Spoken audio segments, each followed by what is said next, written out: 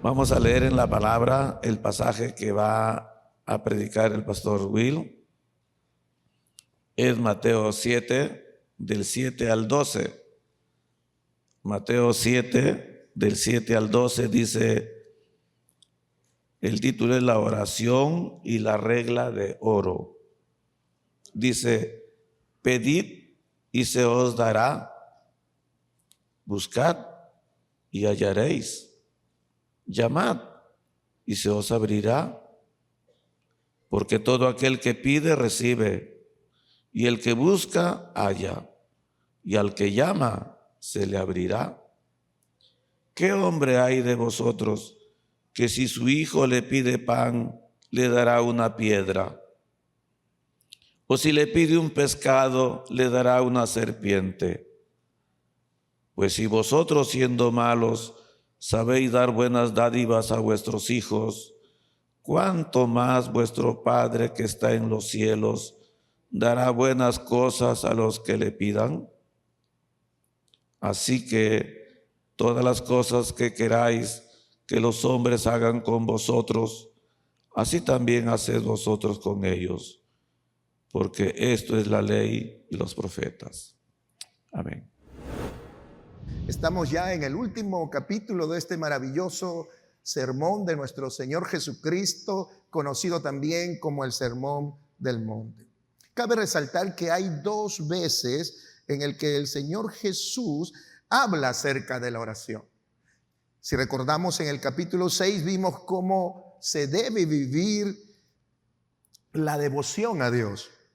Y ahora en este capítulo 7 que estamos abordando, Jesús vuelve a tomar el mismo tema para hablarnos acerca del valor de una vida de oración en el discípulo de Cristo. Debido a que Dios, por medio de nuestro Señor Jesús, menciona en su sermón, en este sermón, dos veces nos muestra la importancia que tiene la oración en todo discípulo de Dios.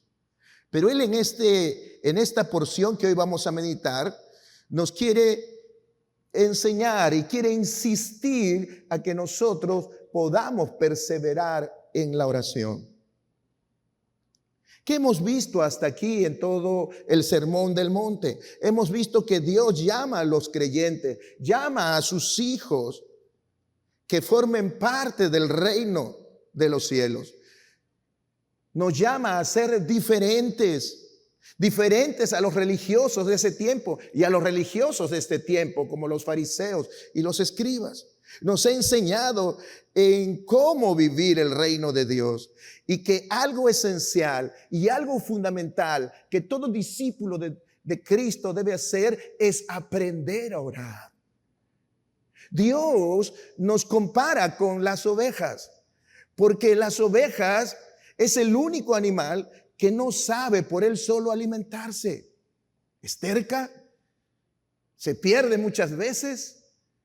Y es por eso que es indispensable para nuestra vida que nosotros aprendamos a depender de Dios, aprendamos a acercarnos a Dios por medio de la oración. Porque muchas veces, como las ovejas, somos tercos y decidimos mal, y cuando tenemos que ir para la derecha queremos ir para la izquierda, y cometemos muchos errores y tomamos malas decisiones, ¿verdad? Y nos golpeamos. Y es por eso que en su sermón el Señor tiene que hablar y enfatizar en la oración. En la primera porción del capítulo 6 hemos visto las cosas que no debemos de hacer en cuanto a la oración. Pero aquí va a enfatizar acerca de lo importante que es acercarnos a Dios y obtener esos beneficios que trae la oración. Amén. Entonces, vamos a empezar. Y el primer punto, hay tres cosas que yo quiero resaltar de este sermón, o de esta porción del sermón de hoy. Y lo primero que el Señor Jesús va a enfatizar, versos 7 y verso 8, es acerca de la importancia de la oración. ¿Es importante la oración? El Señor Jesús va a enfatizar que sí, y va a dar motivos, y va a mostrarnos algunas cosas importantes. En estos dos primeros versos dice: pedid y se os dará. Buscad y hallaréis. Llamad y os abrirá. Porque todo aquel que pide recibe, y el que busca halla, y al que llama se le abrirá. En estos dos versos Jesús no solo va a enseñarnos acerca de la importancia de la oración, sino también que debemos persistir en la búsqueda de ella. A menudo la gente se esfuerza a medias por tratar de acercarse a Dios. Y muchas veces llega a la conclusión que no hay manera de acercarse a Dios, que es muy difícil acercarse a Dios. No hay manera de encontrar su favor, no hay manera de encontrar su guía y su ayuda. Sin embargo, acercarse a Dios requiere de fe, pero requiere de constancia, requiere de perseverancia.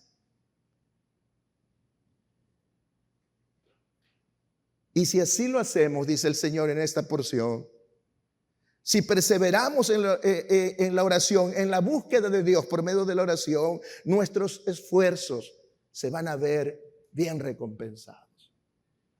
Entonces, ¿por qué es importante la oración?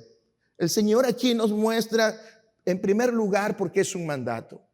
Estos verbos, estos tres verbos, nos muestra claramente que la oración no es una opción, que la oración no es que si tú quieres hacerlo, sino que es un mandato de Dios. Por eso usa estos verbos que son pedid, buscad y llamad. Estos verbos tienen un tiempo y tienen un modo. Y es importante entender eso para entender el énfasis que el Señor quiere darle a este mandato. El tiempo de estos verbos es el presente y el modo es imperativo. Y con esto el Señor nos está mostrando, nos está diciendo que la oración para un discípulo, para un hijo de Dios, no es una alternativa, no es si quieres, no nos está sugiriendo orar, sino nos está ¿qué? Mandando a orar. Jesús entonces no está invitando a orar, nos está mandando a orar para invitarlo, para que nosotros le invitemos a Él a intervenir en nuestras vidas. Por eso es un mandato, para que nosotros le invitemos a Jesús que intervenga en nuestras vidas, porque aún como creyentes, aún como hijos de Dios, necesitamos de Él. Separados de Él, nada podemos hacer. Y ese es el énfasis que el Señor le está dando en estos primeros versos. Y la palabra aquí, en este mandato, es hazlo, nunca te olvides. La palabra clave aquí es hazlo. Ese es el imperativo. Esa es la constancia, siempre, en cada momento. Ese es el énfasis de estos verbos. Entonces, lo primero que tenemos aquí es un mandato a hacerlo. Es lo que Jesús está diciendo. ¿Qué está diciendo? Pide, busca, halla. En otras palabras, hazlo. Simplemente hazlo. ¿Por qué debemos de hacerlo? ¿Cuáles son las razones? ¿Por qué tenemos que hacer esto? Creo que de las muchas razones que Dios nos da acerca de la importancia de la oración, creo que hay dos que el Señor quiere enfatizar aquí. Y la primera es que la oración nos da acceso a Dios. ¿Cuán importante es tener acceso a Dios? A veces has tenido que sacar una cita para alguien que es muy complicado y que a veces 2 o 3 meses por lo importante que es o porque muchas personas solicitan. Imagínate tener audiencia con el Dios de los cielos, con el Rey de Reyes y Señor de señores. El Señor no te va a decir de aquí a 3 meses, de aquí a 5 meses, de aquí a 6 meses, porque estoy muy ocupado gobernando toda la tierra. Y eso es lo importante de esto. La razón más importante porque tenemos acceso. Lo que vino el Señor a hacer en la cruz del Calvario es abrir el acceso al lugar santísimo. porque como hombres pecadores no teníamos acceso. La paga del pecado es muerte. La relación con el Padre se había desquebrajado. Hebreos capítulo 10, versos 19 al 22 dice de esta manera: así que, hermanos, teniendo libertad para entrar al lugar santísimo. ¿Por qué? ¿Por qué medio? Por la sangre de Jesucristo, por el camino nuevo y vivo que Él nos abrió. ¿Quién nos abrió? Cristo. Ese camino, ese acceso que Él nos abrió a través del velo, esto es, de su carne, y teniendo un gran sumo sacerdote sobre la casa de Dios, que dice, ya que Dios abrió ese acceso, acerquémonos, dice, con corazón sincero, en plena certidumbre de fe, purificados los corazones de mala conciencia y lavados los cuerpos de agua pura. ¡Qué maravilloso! Por medio de Cristo, hermanos, tenemos acceso a esa guía, a esa dirección, a ese socorro, incluso cuando cometemos o tomamos decisiones equivocadas. ¿Y saben qué es lo más terrible? Si somos esposos o esposas, que afectamos a nuestro hogar, afectamos a nuestra familia. Y decimos, ¿cómo salgo de esto? Qué terco fui, a pesar que me dijeron que no estaban de acuerdo. Yo me enterqué y tomé esa decisión. Y qué maravilloso que Dios te dice, aquí estoy yo soy tu Padre. Pídeme, búscame, toca y yo te atenderé. Qué maravilloso es eso. Efesios capítulo 2, verso 18 nos dice que tenemos entrada por el Espíritu al Padre. Y hay muchos textos que nos muestran de la importancia de la oración, que nos da ese acceso directo al trono de la gracia de Dios. La segunda razón es porque lo necesitamos. ¿Cuántos necesitan de la dirección de Dios? ¿Cuántos necesitan de la guía de Dios? ¿Cuántos nos sentimos incompetentes de ser buenos hijos, buenos siervos? ¿Cuántos nos sentimos incompetentes de ser buenos padres? Yo me siento incompetente de ser un buen padre. Anhelo ser un buen padre.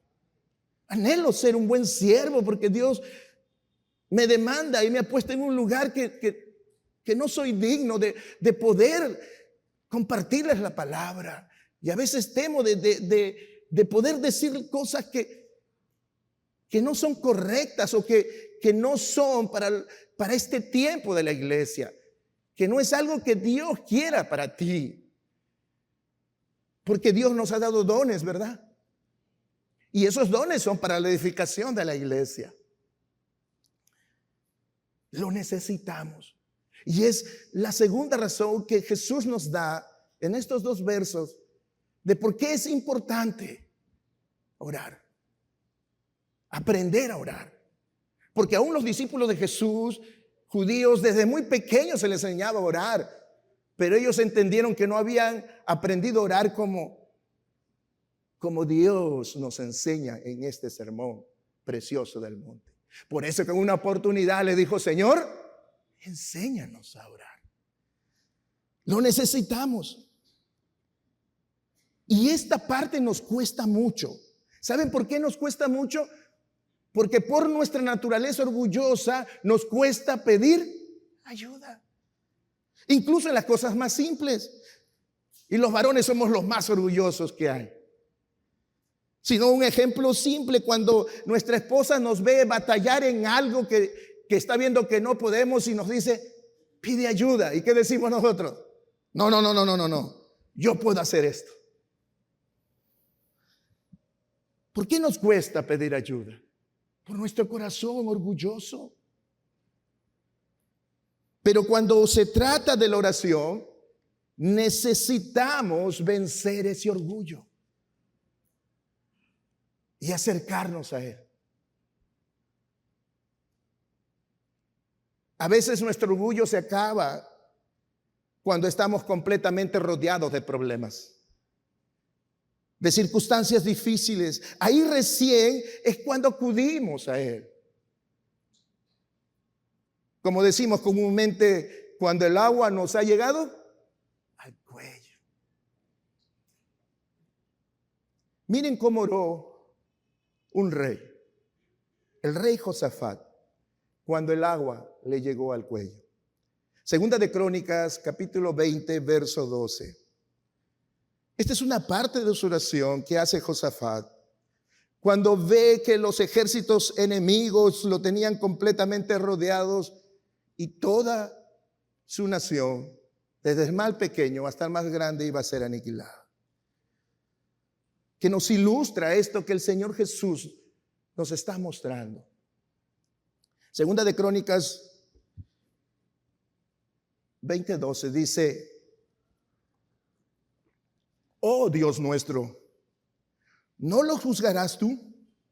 Porque en nosotros no hay fuerza contra tan grande multitud que viene contra nosotros. No sabemos qué hacer y a ti volvemos nuestros ojos. Aquí hay dos cosas que el Señor está enfatizando de lo que estamos hablando, de las razones por qué tenemos que buscar al Señor, porque tenemos acceso para hacerlo y porque lo necesitamos. ¿Cuál es el primer paso que muestra Josafat? Es reconocer que dice: necesito ayuda porque no tengo fuerza. Yo no lo puedo hacer. Yo no puedo cambiar a mi esposo. Yo no puedo cambiar a mis hijos. Yo no puedo cambiar esta situación en que me metí de deuda. Yo no puedo cambiar esta situación, Señor. Necesito ayuda. He intentado de todo y ya no tengo fuerzas. ¿Te has sentido alguna vez así? Wow, yo muchas veces. Y es ahí donde me doy cuenta que he luchado con mis propias fuerzas. He querido hacer lo que yo creo que es mejor. Pero me tengo que rendir y decir: perdóname, Dios. Necesito de tu ayuda y ya no tengo fuerzas. Así dijo Josafat, pero lo segundo que dice es esto: no sabemos qué hacer. No sabemos qué hacer. Muchas veces nos cuesta reconocer que necesitamos ayuda por nuestro orgullo, como hemos dicho. Pero podemos, dice el Señor, acercarnos a Él por medio de la oración y decirle sinceramente: no sé qué hacer. Lucha con tu orgullo. Solo recuerda, cuando te encuentres en esa situación, que Dios ha abierto por Cristo un acceso directo al trono de la gracia de Dios. No pienses que Dios no te va a escuchar. No pienses que Dios no te va a atender. Recuerda que necesitas de la misericordia y la gracia que solo se encuentra delante de su trono.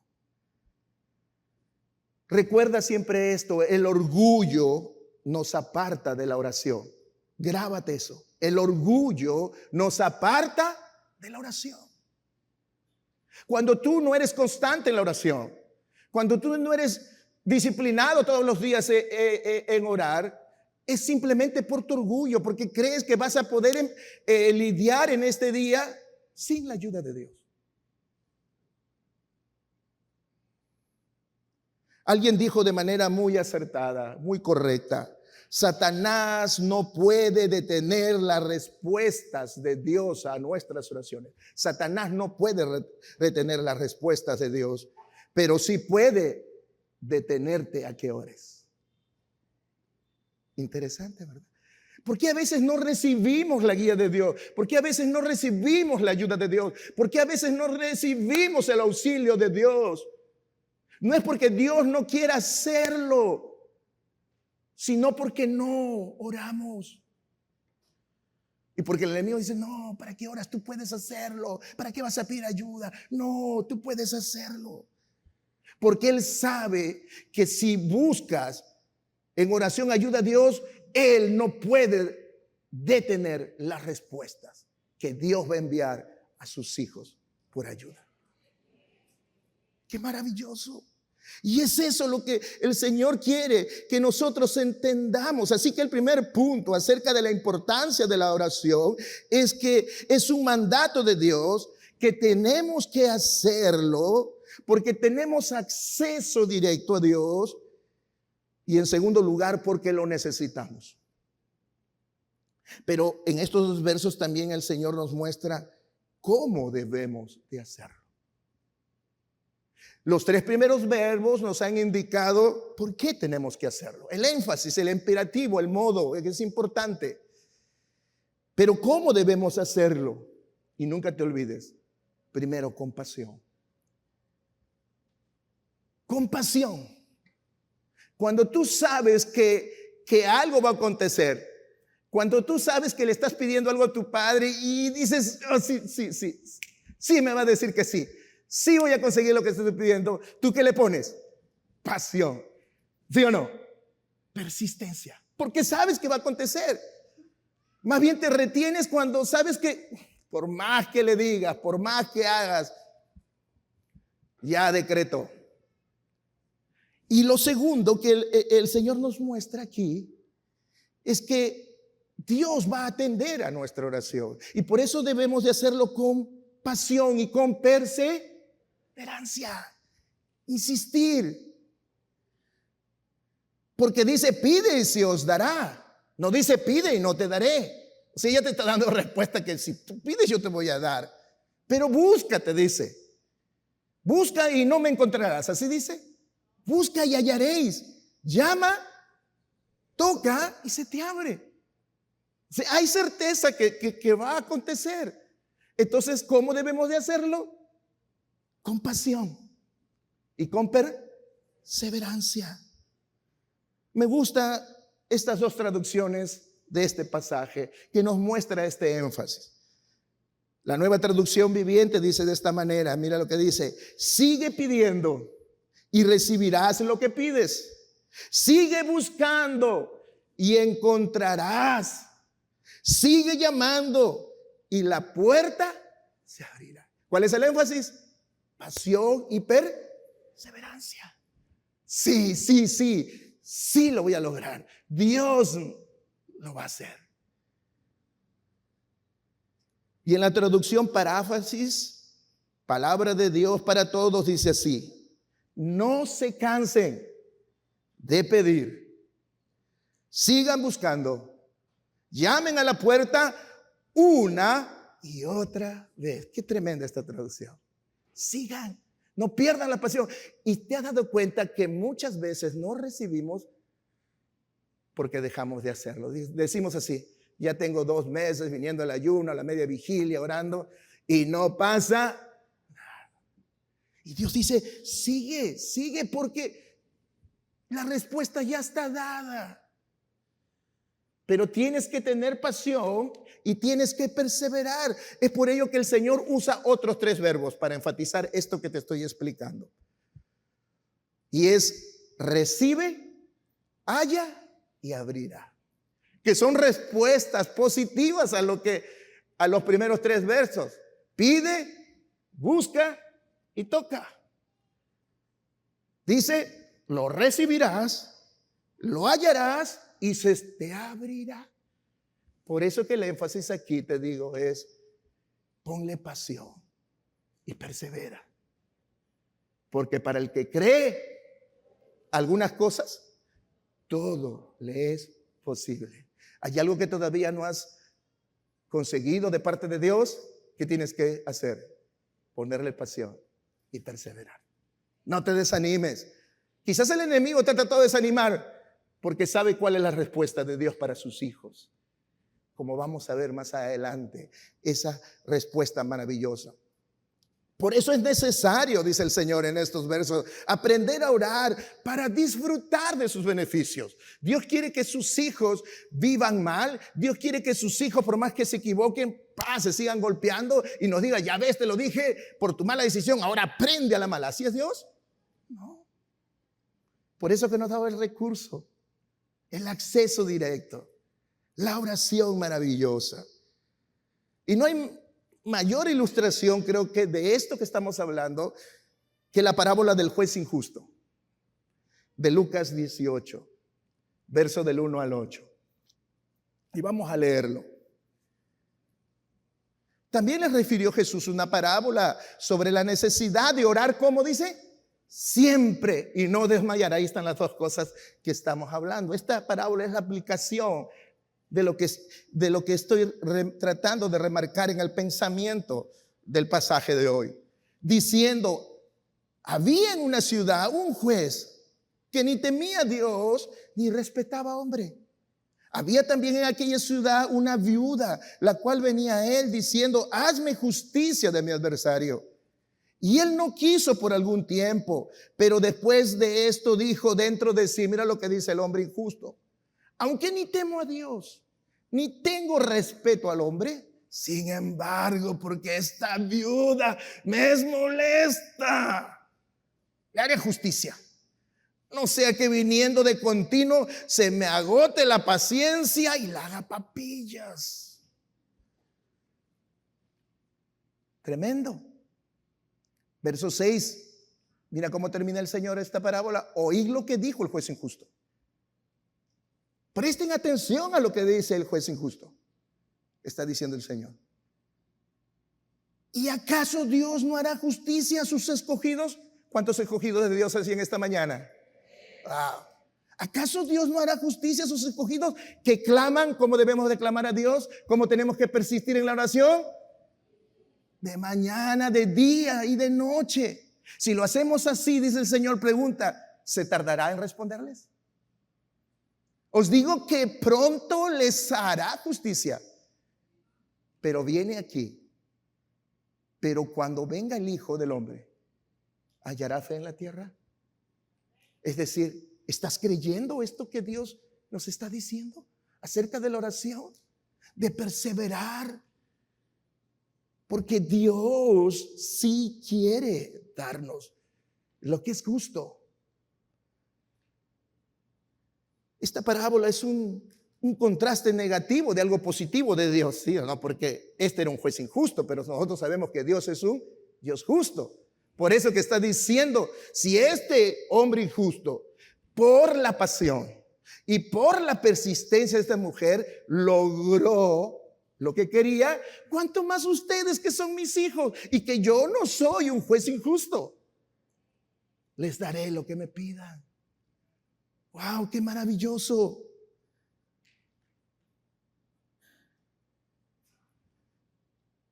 Tenemos que orar con perseverancia y fe. Perseverar en la oración no solo pone a prueba tu pasión, no solamente prueba tu entusiasmo, pone a prueba nuestra devoción, nuestro deseo de Dios. No busquemos a Dios simplemente por recibir de Él, sino porque le anhelamos a Él. Porque queremos de Él en nuestra vida. A eso se refiere nuestra devoción. Y Dios dice, me tardaré en responderles. Algunos quizás pueden decir, he estado pidiendo algo y Dios se ha tardado. Saben, a veces eso sucede porque no perseveramos en la oración. Es simplemente por eso. Lo segundo, hemos visto la importancia de la oración, pero lo segundo, verso 9 al 11. Verso 9 al 11. Regresemos al pasaje.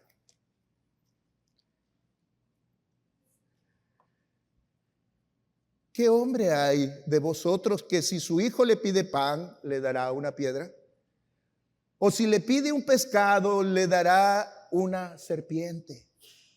Pues si vosotros siendo malos sabéis dar buenas dádivas a vuestros hijos, pregunta, ¿cuánto más vuestro Padre que está en los cielos dará buenas cosas a los que le piden?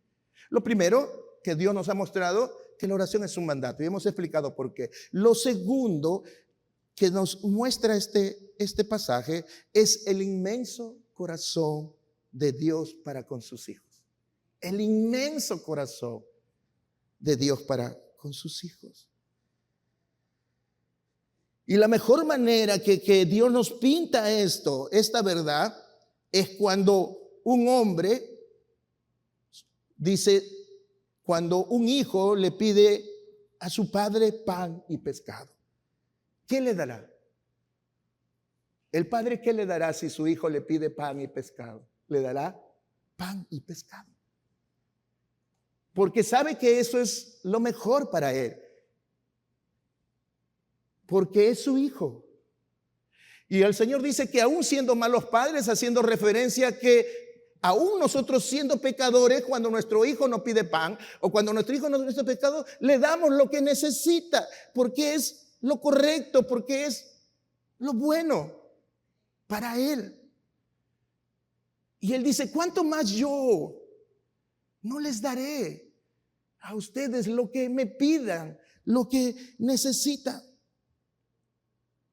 Entonces aquí el Señor está haciendo un contraste, al igual que el juez injusto, haciendo un contraste con el hombre malo, o sea, nosotros que somos pecadores y él. Y a veces no nos acercamos a Dios porque creemos que Dios no nos va a escuchar, porque no somos perfectos, porque le fallamos a Dios, que Él no va a atender nuestra oración.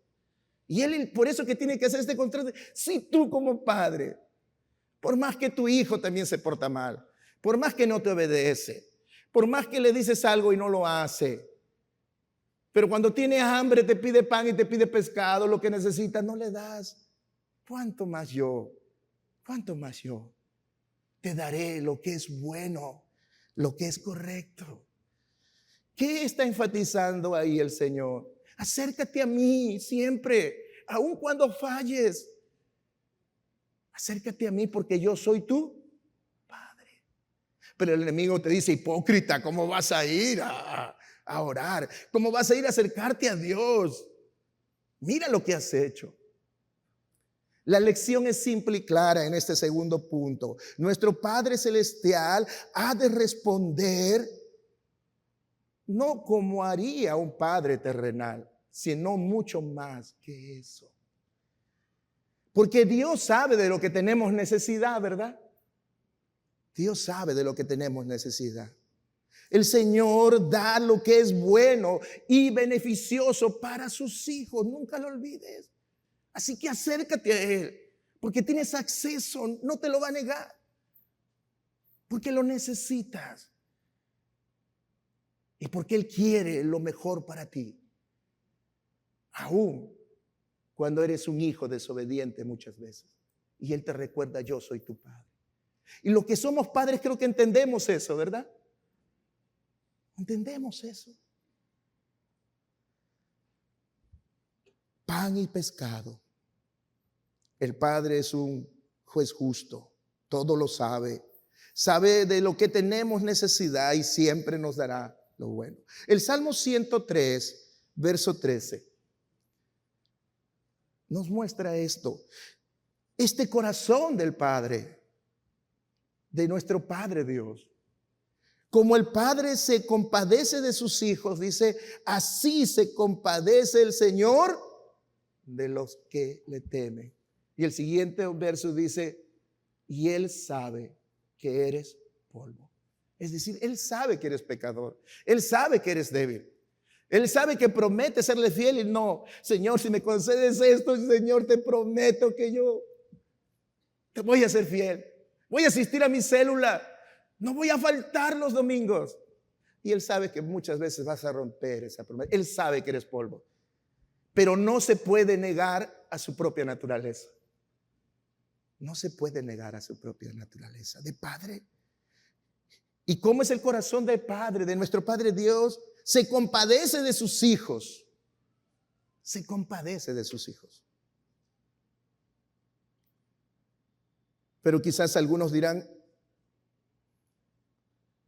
yo creo que Dios no me ha dado cosas buenas hasta ahora. No veo cosas buenas.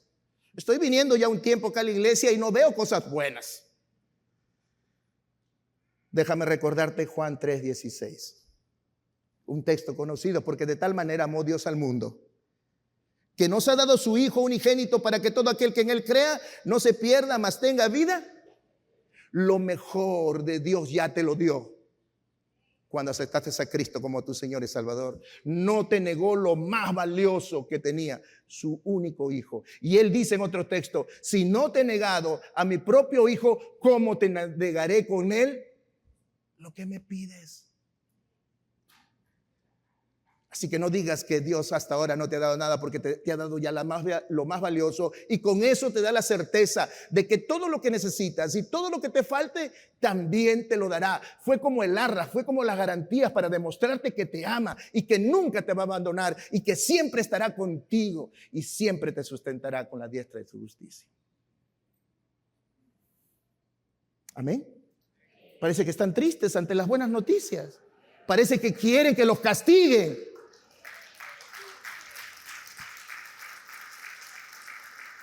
Yo, reconociéndome pecador, ante esta noticia estaría haciendo fiesta. Llegaría a mi casa, hagamos fiesta, botemos la casa por la ventana. Porque he entendido que soy un pecador, soy un infiel y que nunca le podré ser fiel a Dios mientras que vive en este cuerpo pecaminoso y carnal. Pero Dios me ha prometido que no importa, porque ya pagó en la cruz mi cuenta y me ha declarado justo, santo, para la gloria de Dios. No tengo que hacer nada, solo creer en su palabra. Pero eso de hacer nada no quiere decir que no le permita al Espíritu Santo hacer esa transformación que solo Él. Porque cuando la verdad es clara en tu mente, baja tu corazón y ante semejante verdad, tu corazón anhela ser fiel a Él. A ese hombre que lo ha dado todo sin pedirte nada. Y tú dices, ¿cómo no serle fiel a Él? Que nos ha dado Dios, nos ha dado a su Hijo. Porque sin su Hijo, al venir a esta tierra y morir por nuestros pecados, estaríamos muertos, dice, en nuestros delitos y pecados. Efesios 2, 4, 5, pero Dios, que es rico en misericordia, por su gran amor con que nos amó, aún estando muertos en pecados, nos dio vida juntamente con Cristo. Por gracia soy salvo, por gracia, por pura gracia. No lo merecíamos, es por gracia. Claro que Dios sabe dar buenas cosas. Y es lo segundo que Dios está enfatizando del verso 9 al verso 11. Romanos 8:32, el que no escatimó ni a su propio Hijo, sino que lo entregó por todos nosotros, ¿cómo no nos dará también con Él? Yo tengo subrayado esta palabra, todas las cosas, todas las cosas. Así que necesitas algo, ríndete a Cristo, porque en Él tienes todas las cosas. Créele a Cristo.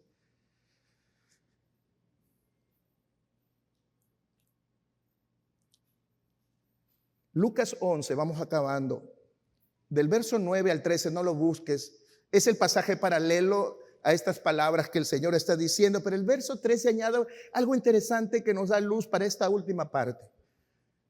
Lucas 11:13 dice, después de decir lo mismo, ¿qué hombre hay de vosotros que sus hijos? Después de decir eso, el verso 13 dice, pues si vosotros, siendo malos, sabes dar buenas dádivas a vuestros hijos, cuánto más vuestro Padre Celestial, y aquí viene lo que añade, que es importante, dará el Espíritu Santo a los que se lo pidan. El Señor aquí nos muestra qué es lo que realmente debemos de pedir, qué es lo que realmente debemos de buscar, qué es lo que realmente debemos de anhelar y tocar para que se nos abra, que es el Espíritu Santo de Dios. ¿Para qué? Porque solo el Espíritu Santo de Dios nos puede ayudar a vivir conforme a su voluntad. Nos puede ayudar a vivir como Dios nos ha estado diciendo en todo este sermón del monte. No se puede vivir con las exigencias que muestra el sermón del monte sin el Espíritu Santo de Dios.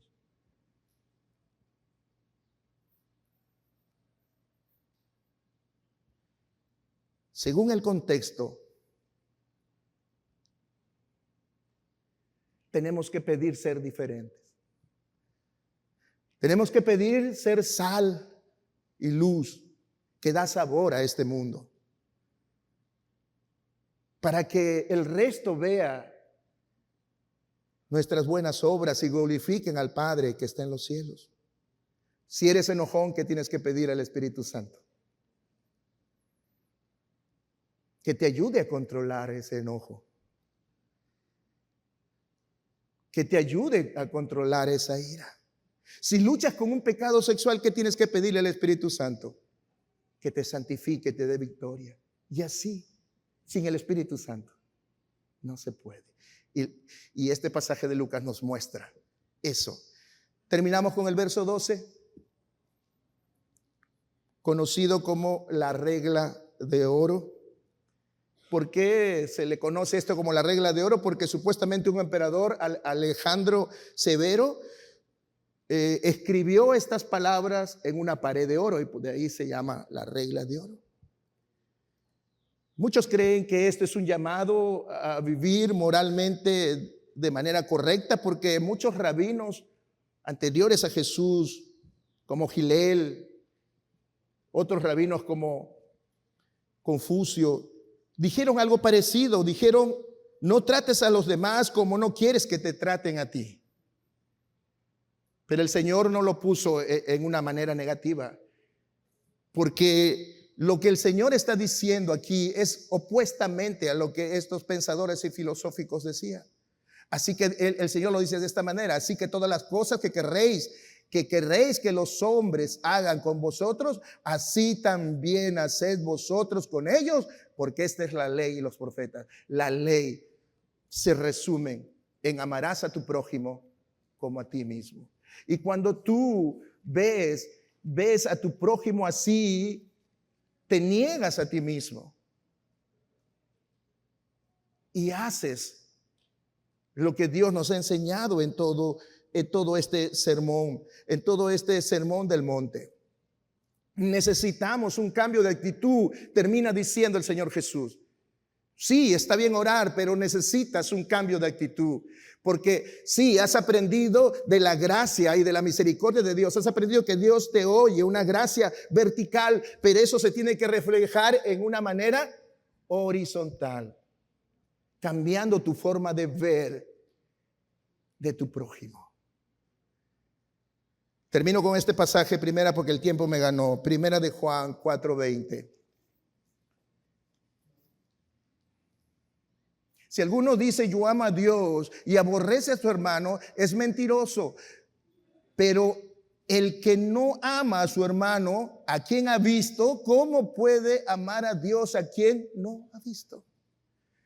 El Señor dice: cada vez que me busques, encontrarás gracia de mí, aun cuando falles. Pero quiero que hagas también lo mismo con tu prójimo. Y esa es la regla de oro. Haz lo mismo. Y no digas que me amas si no aprendes a amar con tus actos, con tus hechos a tu prójimo.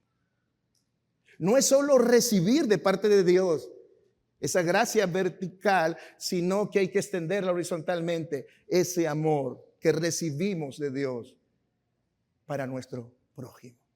Tremendo como termina el Señor Jesús, ¿verdad? Aprendan a amarme. Demuestren que me aman. Sí, viviendo como nos ha dicho el Sermón del Monte, pero amando a tu prójimo, amando a aquel que no conoce, a aquel que no me conoce. Y el mejor ejemplo es Jesús. Jesús no desechó ni al publicano, ni a la prostituta, ni a nadie. Jesús les amó y quiere que nosotros también amemos a esta ciudad que se pierde en pecado.